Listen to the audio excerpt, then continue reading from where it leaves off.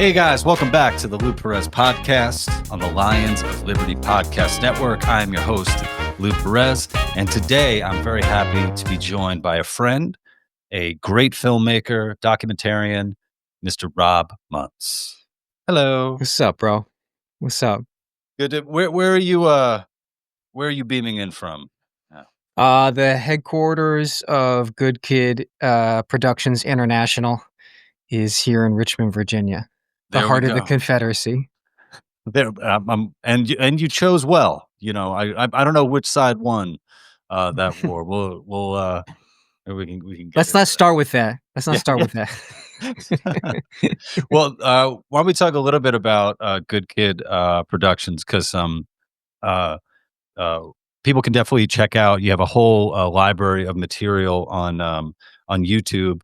You have short mini documentaries, and then you also have really great interviews, often with controversial figures. Some of my favorites were your discussions with Glenn Lowry and Amy Wax, and a number of Roland Fryer. So you've been making a lot of interesting stuff for a number of years, and why don't you talk a little bit about Good Kid? We should talk about our origin story, because it's intimately intertwined with the origin story of Good Kid Productions, which is in my 20s, I got inspired to work in documentaries. I had a degree in philosophy and zero hard technical skills on how to do it. I just had an abundance of excessive self-confidence, which I've learned can be an advantage in your 20s, but potentially can be a psychological liability in your 40s. But back then, endless amount of self-confidence. So I wanted to make a documentary.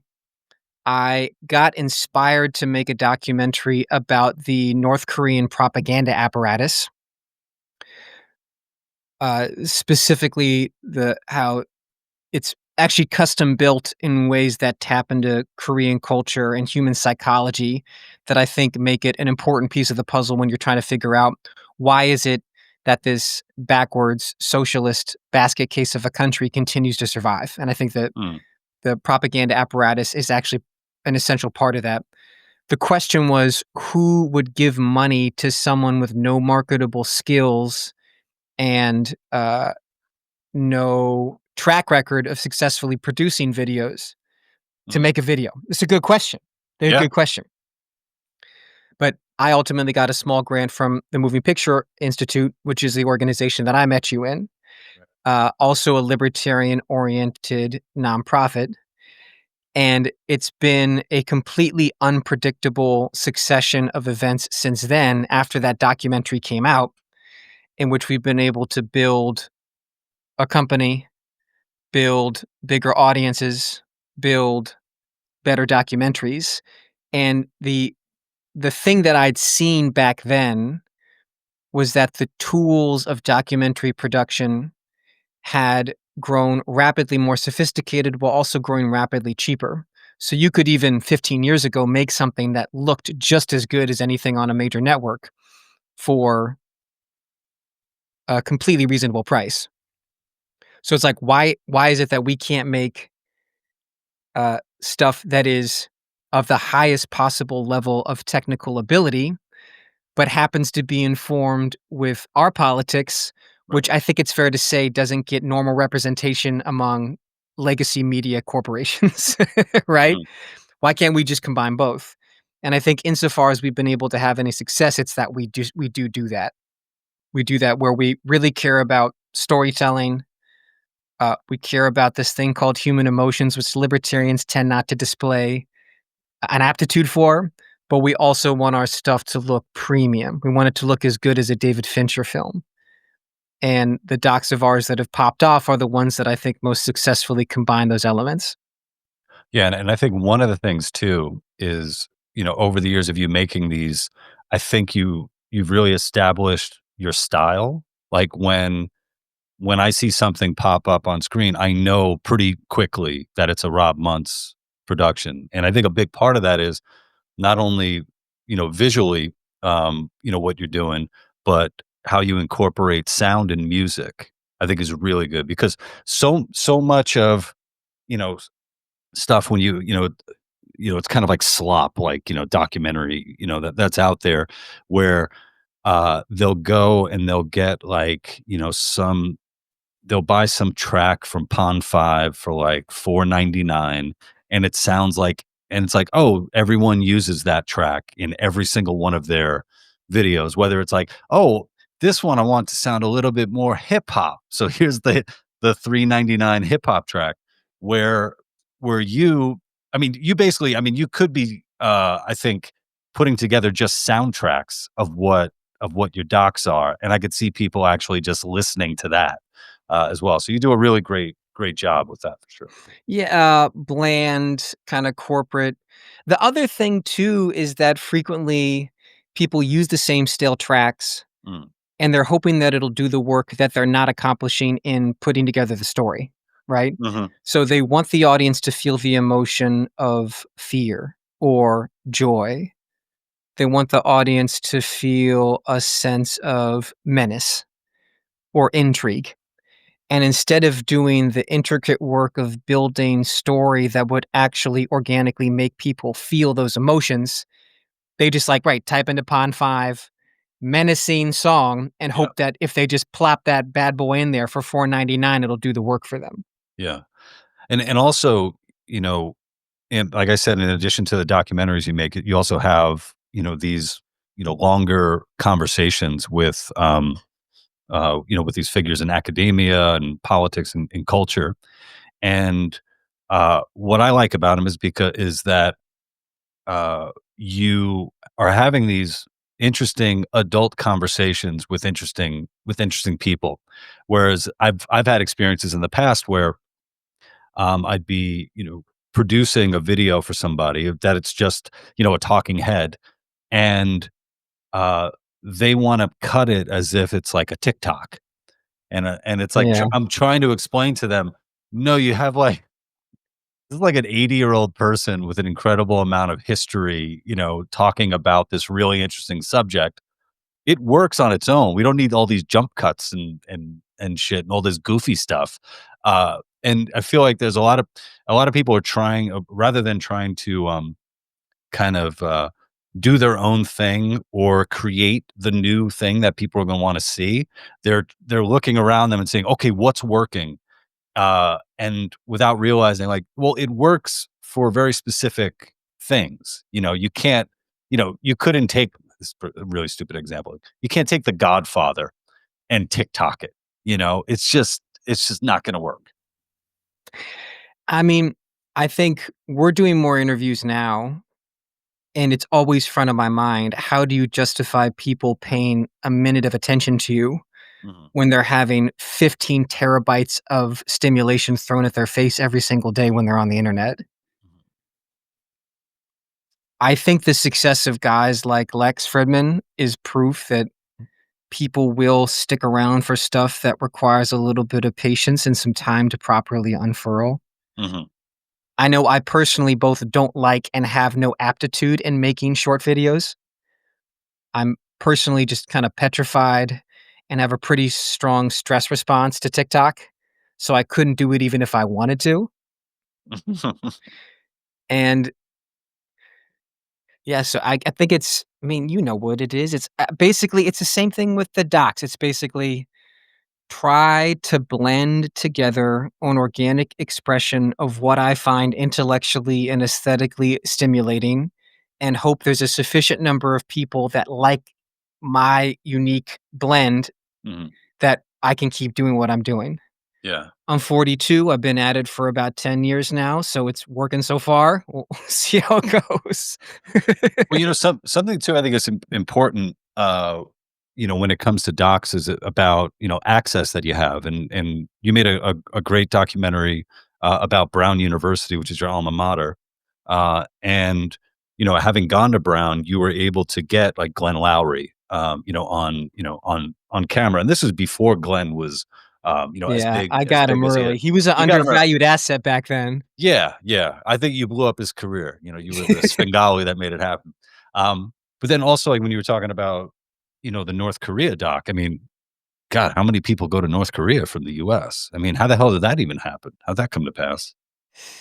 You can't underestimate the value of excessive bordering on delusional self-confidence when you're in your 20s, Lou.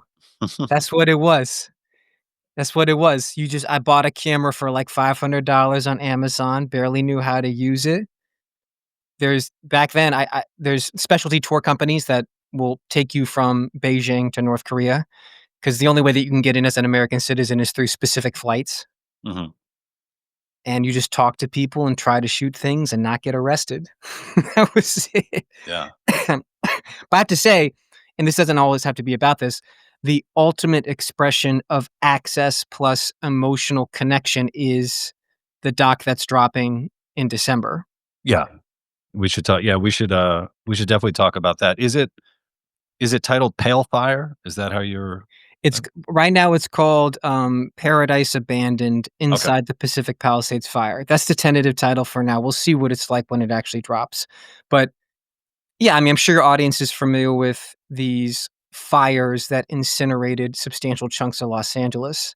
Right. The section of Los Angeles that was heaviest hit is a affluent coastal neighborhood called Pacific Palisades.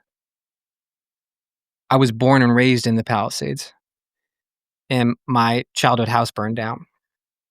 And the stuff that I like the most in doing is some taking some event like that tends to be very quickly described in neat partisan categories, and then everybody moves on, and going back into it and breaking and debunking those pat viral explanations and unearthing some deeper scandalous truth that got missed in those first 72 hours of media frenzy, right? Mm.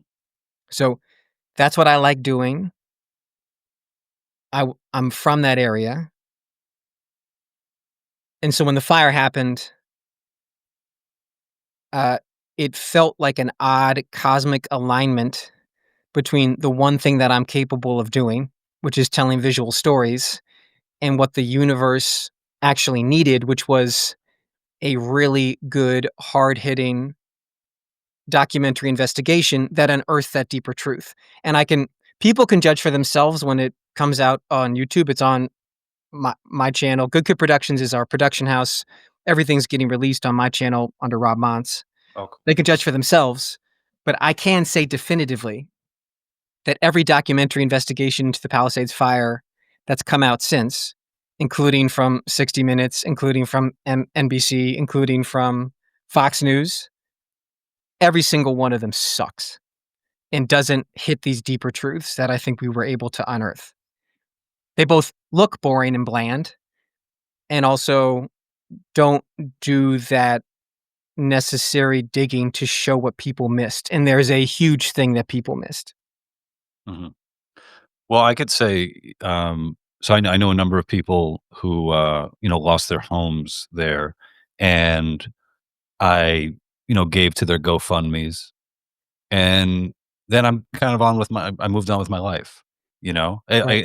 And it is something where it's like, yeah, I think I did a nice thing, but then I moved on with my life, whereas it's like, no, this is a subject that still hasn't been, completely dissected and examined, and it's a good thing that, someone like yourself has made it a mission to say, "Hey, I'm gonna go and tell this story."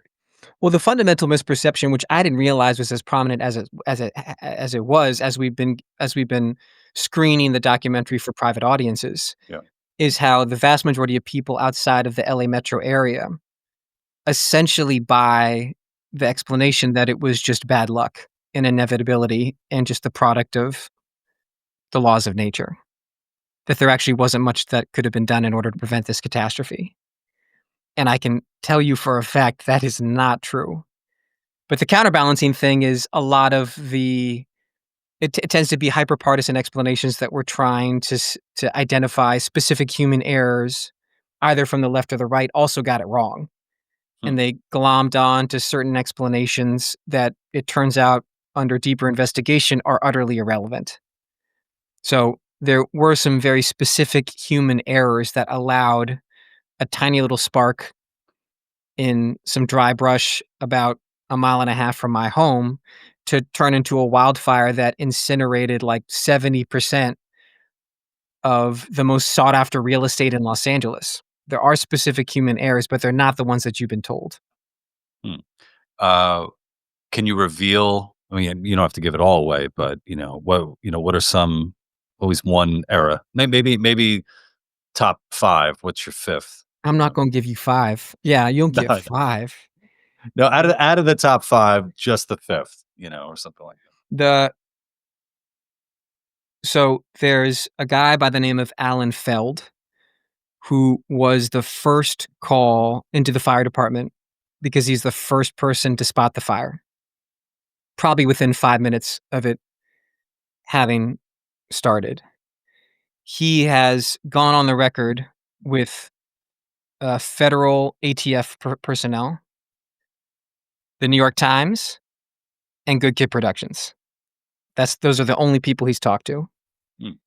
And there's a part of the doc in which he goes through the timeline between having reported the fire and when the firefighters showed up, where he details that despite the fact that under formal municipal policy, the firefighters were supposed to show up within a matter of minutes, it took them 22 minutes to arrive. Exactly why there was a delay we get into, I'm not going to give that away. Yeah. You can't say definitively that if they'd showed up earlier, it would have prevented the catastrophe. Nobody really knows. But over that period of time in which they had not shown up, which Alan testifies to because he was there, it went from what looked like a relatively manageable brush fire to an unstoppable inferno that was heading down unabated towards the Palisades Village. So that's the kind of thing you're going to see. Yeah. Oh, how long is the doc? How long is this one? I got that mini doc in me, so it's about 25 minutes. 25 That's minutes. great. That's no, I think that's I'm sure there's a lot of stuff that was left on the cutting room floor that do you have a Patreon or something like that where people can get, a look behind the curtain? Yeah, Substack. They can just check out Good Kid Productions or check out Rob Montz on Good Kid Productions. Cool. So it was your childhood home. Well, were your parents still living there, or oh wow. Oh yeah. Were they able to save anything? No. No, I mean, I had video footage of my brother coming at noon of the fire and having to badger my stepfather into leaving, which I think there were something like 24 people that died from the fire in the Palisades, and they were uniformly elderly people who didn't want to leave their homes and didn't have family members to forcibly extract them. Mhm. You don't know definitively, but there is a chance that my brother saved my stepfather's life. But no, it's totally incinerated. But my mom is one of these rare Palisades residents. Maybe this will be interesting to your audience. Like, I think people from a distance assume the Palisades was uniformly ultra rich. Right. And again, it is very pricey real estate. But it's actually this combination of people that have bought in the last 15 years. A lot of it is East Coast money and tech ballers, but there's a sizable chunk of the Palisades, about 25% of it, that's legacy families that bought in the 70s and the 80s when the Palisades was not the most punishing real estate in Los Angeles, but was considered to be a cheaper alternative to Santa Monica. That's the generation I'm from. That's the generation of people that I know, right? Yeah. It's people that bought in and have watched their houses appreciate 5,000%, and the vast bulk of their wealth was in their house.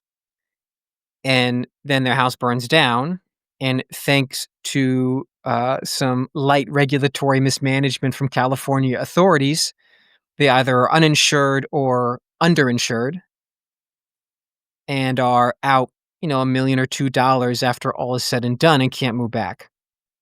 So there's been a huge exodus of people from that generation that have left because it just didn't make sense financially. It was impossible. But my mom is one of the rare members of that group that is rebuilding. I looked at her architectural plans about a month ago. But the vast majority of people have left that were in that category.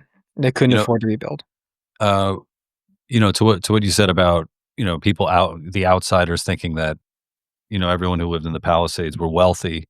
It's almost like that's almost used as kind of like a justification to not care, Yeah. right? It's like, oh, they're wealthy. Who gives a shit? I know this woman, Jackie Clark, who was my old improv comedy coach.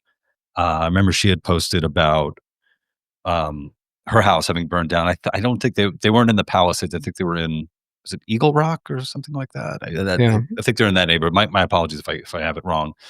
But her husband was a huge record collector of jazz, right? So he has I think he had something like 10,000 records, albums, all gone, just fucking gone. And anyone who has a home, I think, can understand. Before we started recording, you were talking. You had some nice things to say about this bookcase behind me. Yeah, bookcase game is nice, Lou. It's nice. And I love this bookcase so much. I'm gonna be buried in this fucking thing like that. I don't want a coffin. Just put me in this thing. But there, the idea of oh, should I feel bad about that guy who lost all of his, his record collection and their home and their children's stuff? Ooh, how much money does he make a year? Okay, he hit the cutoff. Now I can feel bad for him, as opposed to, man. Yeah. And everybody knows that a home is not just a home. Right. It's a repository of memory and emotion. And if you're like my mom and you've been living in that home and had to fight my father during their divorce in order to keep that home, it's a lot more than just a couple bricks and some wood ply, right? Like it's a lot more than that. Let me tell you something else that kind of teases the doc a little bit to give people a real sense that, the incineration of physical buildings can have some deeper spiritual resonance, okay? And this is related to the massive story related to the Palisades fires that has not been reported anywhere. So, day 2 of the fire, right? The fires burned for about 12 hours. It's the morning, the day afterwards. Los Angeles, at that point, had been flooded with fire crews because California has a policy of mutual aid in which surrounding firefighter departments are kind of professionally obligated to reinforce any part of their area that is insufficiently staffed. This is the morning of the second day of the fire. Los Angeles had been flooded with fire crews. There's top-ranking city officials on the beach next to the Palisades holding press conferences promising the American people they're going to do everything in their power to save this place. Winds had died down substantially. And yet, something like 1,000 structures that were standing that morning on day 2 burned down by that evening. Whew. And that's because, despite these fancy press conferences on the beach, that day in the Palisades, the streets are empty. There are no firefighters there. And to give you an example, Pacific Palisades was founded by Methodists about 100 years ago. The oldest standing building in the city was a Methodist church that I went to preschool at. It's standing the morning of day 2. Its tower catches fire around 10:30, 11 a.m. on day 2. There is an idle fire truck less than 2 blocks away. And by the end of the day, the entire building had burned down. So what's up with that, Lou? Yeah, what's that fire truck doing? Just hanging out? It's a good question. That's a good question. It's really hard. It's really difficult to hear stuff like this and, you know, and obviously asking, a question, why is that allowed to happen? And, part of me is just like, what could a possible conspiracy be? Like what the fuck? Like what other explanation is like you have obviously a tool to put out the fire in a fire truck and just letting it go. Mm, Those are good questions. People have to watch the doc to get the answer to those questions. Yeah. my goodness. Yeah. Well, so you said your mom is going to be rebuilding. You've seen the plans. What does that timeline look like?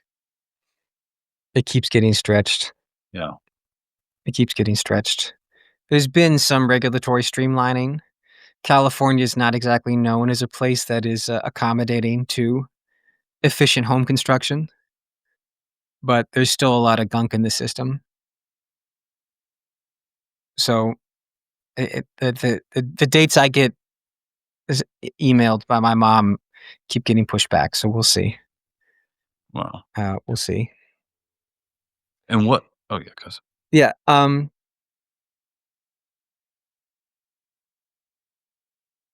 I think also your audience will appreciate that it's the definitive. The Palisades Fire is the definitive evidence as to why one ought to prioritize merit as opposed to identity categories when electing policymakers. mm-hmm. The the mayoral race about a year before the fire was between Karen Bass, a black woman, and longtime high-standing member of the Democratic Party establishment, and a guy by the name of Rick Caruso, who is a kind of real estate mogul who's built a bunch of lucrative mall properties all throughout Los Angeles. He's like vaguely moderately Republican, although he did run as a Democrat because it's impossible to win elected office in Los Angeles County as a Republican.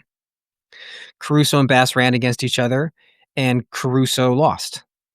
And Mayor Bass was in charge the day of the fire. It's instructive that in Pacific Palisades, there is a Rick Caruso property. There's a large, high-end shopping district in the village, the heart of the Palisades. And the village is still completely intact. When we went there to shoot, you drive by it, bunch of pristine buildings, some minor burn damage, and every other block around it is completely burned to a crisp. Hmm. And that's attributable to a variety of things, including the fact that Caruso had built these buildings with fire retardant material.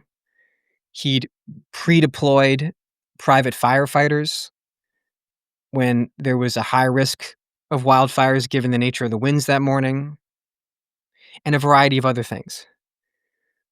But you have standing these totems to what was it? They're the buildings are monuments to the power of merit, and the incinerated husks of all the buildings around it are monuments to the costs of identity politics. And that's being reflected in the fact that Rick Caruso is probably going to be governor in a year or two.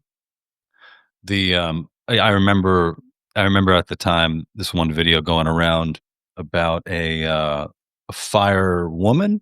I guess her name is definitely of a lesbian sort. Where it was something so ridiculous, like, you know, are you strong enough? Like, what if my husband, is caught in a fire? Are you strong enough to pick him up? And Yeah. she said something along the lines of, well, he shouldn't have gotten himself in that situation to begin with. And what was just so mind blowing was it's a little crazy that a fireman, fire person, whatever they're going to call it, would say this. It's even crazier that they would say this on camera. And it's even crazier that the person editing this promotional video would put this in the promotional video. Right. Um, Right. Although one of the things that we try to debunk is it became something that conservative media fixated on is that they think that diversity, equity, and inclusion within the fire department was a major cause of this disaster. It's not true. It's not true. And as satisfying as that might be for the Fox News viewers in Oklahoma City to hear, it doesn't actually reflect reality on the ground. That wasn't the issue with the fire department. The issue with the fire department was that they were non-existent on day 2 and let 1,000 buildings burn to the ground. mm, That's the more relevant data point. yeah.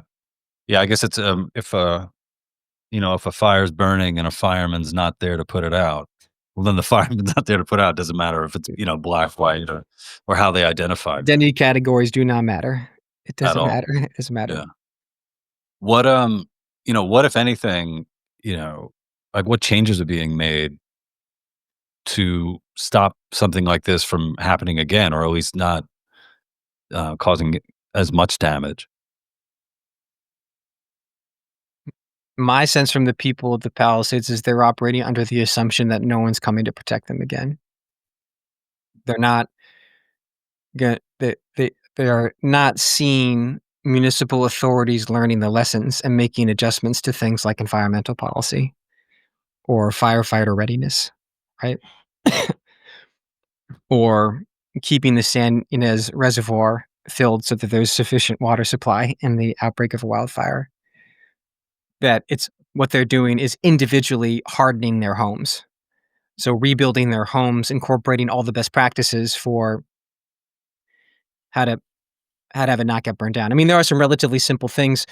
I think like the vast majority of the houses burned down, it wasn't because of direct contact with flames. It's because there would be embers shot at the houses from high winds.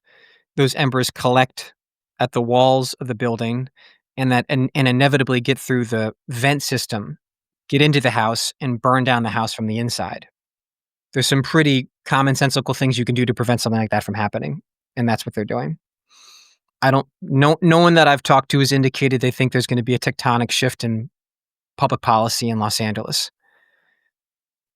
There They're could be. investing in their own protection and then occasionally sending mass emails about, campaigns to secede from Los Angeles County. So that should give you a sense of, their level of faith in their beloved elected officials. Shit. Yeah. Yeah. When you talk about tectonic shifts, I'm like, oh, that's another thing you got to worry about. Yeah, come on now, we got enough. You got to. Can I do one little brief marketing thing? Because I gotta Yep. go in about Yeah. Yeah. 5 Yeah. minutes, which is, uh, we are screening this documentary before we release it publicly in West Los Angeles later this month. It'll come out in early December, but we're screening it November 23rd in November Santa 20th. Monica. Any members of your audience that are in Los Angeles are more than welcome to come. They can find all the details on the front page of just robmontz.com, the theater, and they can RSVP there. And if people are interested, they can also see the trailer at robmontz.com or on my channel. Yeah, and I'll definitely have a link to in the description, and to make sure that they can see it, I'm going to shift some things around in my release schedule. Make sure I get that out in time. Yeah, man. It's in sort of like the world that we operate in. It's always like, okay, what's your next project? Moving on to the next thing. But I feel like the way that you've positioned the story so far, I feel like there's going to be a lot more to this story, even after your doc comes out. Yeah, And I we're hope in that it gets a lot of light. very early conversations about turning it into a feature and trying to go full Hollywood. But I've learned not to. I'm trying to do less of the ego-driven over-promising and under-delivering, and more about the execution on it. So that's certainly something in the cards. Right on. Rob Montz, Good Kid Productions, guys. Not only are you going to want to check out his new documentary about the Palisades, but you're going to want to watch his library stuff too. And I will have links to all that. Rob, thank you so much for joining me from Good Kid headquarters. Yeah, bro, Lou, thank you for having me on, man. I appreciate it. You got.